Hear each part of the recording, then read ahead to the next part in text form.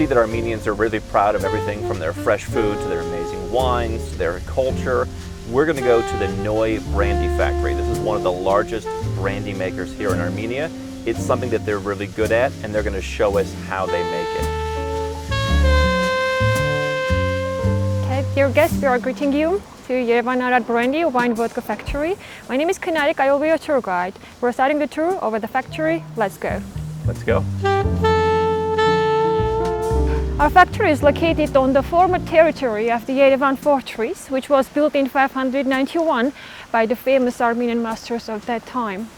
This factory was established as a winery in 1865 by an Armenian merchant, Nerses Tailian, who built the first wine factory here.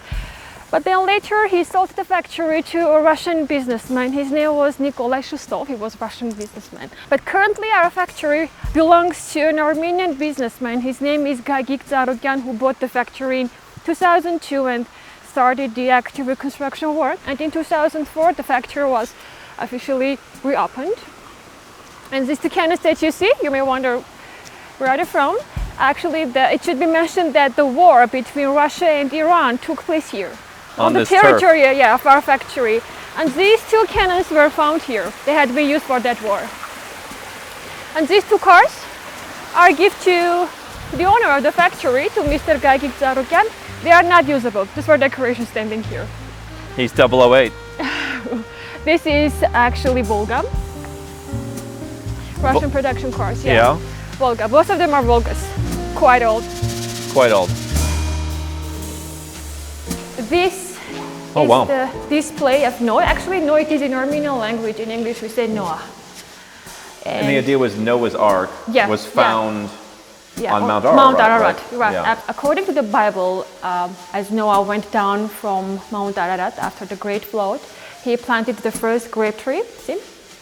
And that is why he's considered to be the first winemaker in the world. That's why our brand name is Noy, or Noah. This is the old design from 3 years old to 25 years old cognacs. I'll show you the new design of those as well. But these bottles with the numbers, for example, 132, 135, 140 and 145, that's not actually the age of this cognac. It means that inside there are different cognacs from different ages. That's how many there are? From 145 barrels in one bottle. Yeah, it's called blended cognac or mixed cognac. Not different years, not 145 different years. Different ages. All different? Yeah, from different. Imagine you have 145 barrels, 10 of them are 7 years old. Right, but not 145 different years. Oh, of course, no. Yeah, that would be, on the very bottom you can see the old design of 30 and 50 years old cognacs of the factory. Again, I'll show you the new design of this as well. But before, these three bottles are considered to be holy bottles. Why? Because they... Holy bottles? Holy, yeah. Oh. Yeah. Why? Because they have been on Mount Ararat in 2017. An Armenian alpinist, Vartan Vartanyan, climbed Mount Ararat with a group of alpinists. They took with them 8 bottles of Noy cognacs, 5 of which they drank on the mountain. These 3 they brought back with them. So that's why we keep those, and they are very important for our factory.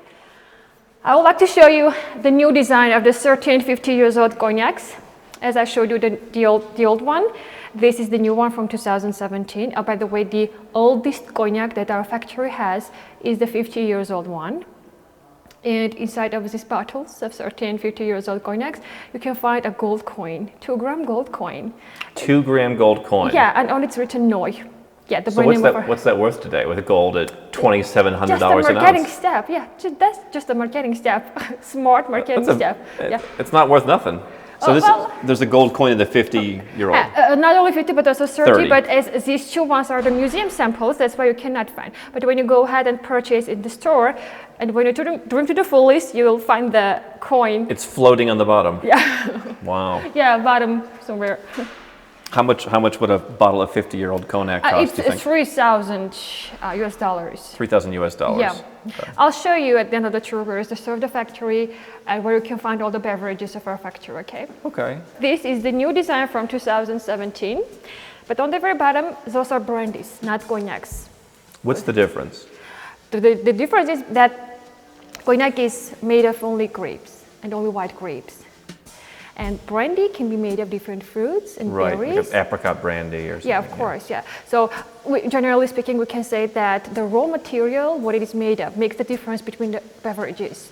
Cognac is made of only grapes and exclusively only white grapes. Brandy can be made of different fruits, berries like apricot as you mentioned, peach, orange, apple. Is Cognac an actual region though? I thought like Champagne would be from Yes, the Champagne yeah, region. there is a province, it is called Cognac in France. That's why France owns the only privilege to use the word Cognac on their bottles. But our factory has also got that privilege to use the word Cognac in 1902. So now we have that privilege and the right to use the word Cognac on our bottles. We do not import from other countries. The grapes are local. Yeah. Because the grapes are collected in Ararat Valley in Armenia, and then with the huge containers, they are brought to this territory for the rest of the production. And the factory now produces cognac, brandy, whiskey, and vodka as well. Now let me show you the whiskeys and the vodkas. Sure. This is the vodka collection. They are called Shustov, as the second owner of the factory was a Russian businessman. His name was Nikolai Shustov. So that's why, in honor of him, the vodkas are called Shustov. Shustov Special, Shustov Premium, and Shustov Deluxe. On the very bottom, you can see the collection of the whiskeys here. McKingle, Old Clark, and Magaran. The whiskeys are 3 years old. And the nominal cognacs Noy Gucci. In 2017, our factory started a collaboration with the Italian famous fashion designer Gucci. And the grandson of Gucci was here personally with his family. As a result of that collaboration, we have 3 years old and 5 years old Noy Gucci cognacs. This is the old cellar of our factory, where we keep not only the cognac, but also the wine of our factory. In the small barrels, we are aging cognac. In the big ones, we keep wine. Exactly as these two barrels, the wine is called Malaga. It is from 1913. The oldest wine that we have is Malaga from 1913. Oh, by the way, all of the barrels are made of oak wood, and the oak tree itself should be no less than 70 years old for barrel production. Why? Because oak wood itself gives smell and color and taste to the drink. That is why in barrel production, only oak wood is used. Yeah. Yeah. Do we get a barrel? Live Like a King was proudly filmed here. Yeah. I would like to tell you a story about a historical photo. I'm not sure whether you know that photo of Churchill, Roosevelt, and Stalin.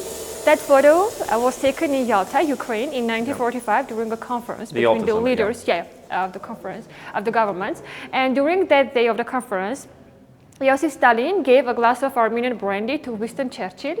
And Winston Churchill liked the brandy so much that he asked Stalin to send him a box of that brandy every month. Yeah. A box of 20 bottles. Stalin did so, but one day Winston Churchill noticed that the smell and the taste of that brandy had changed. It was not the same. And the reason behind that was that the technologist of that brandy was in prison for his political thoughts.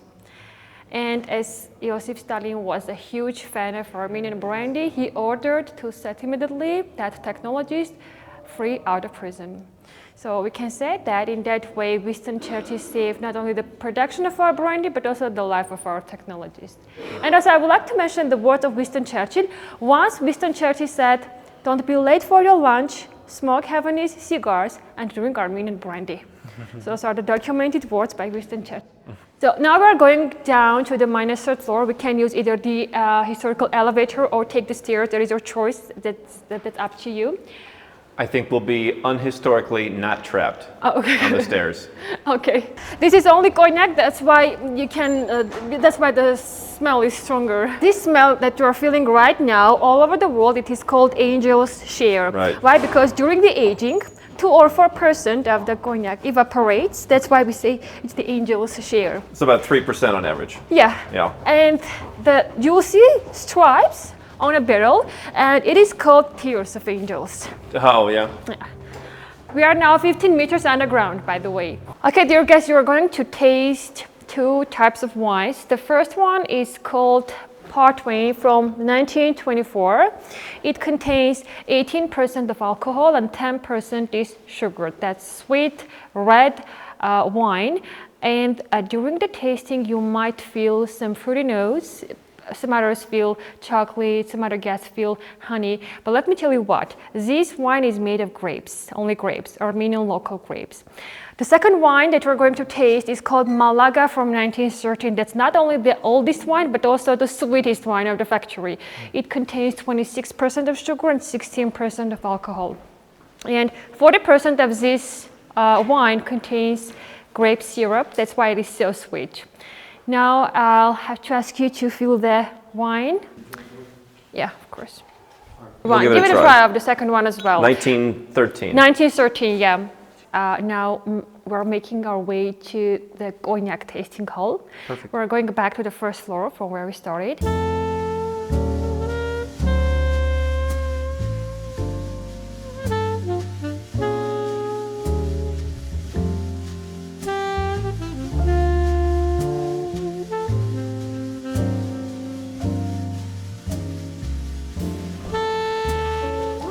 Hello.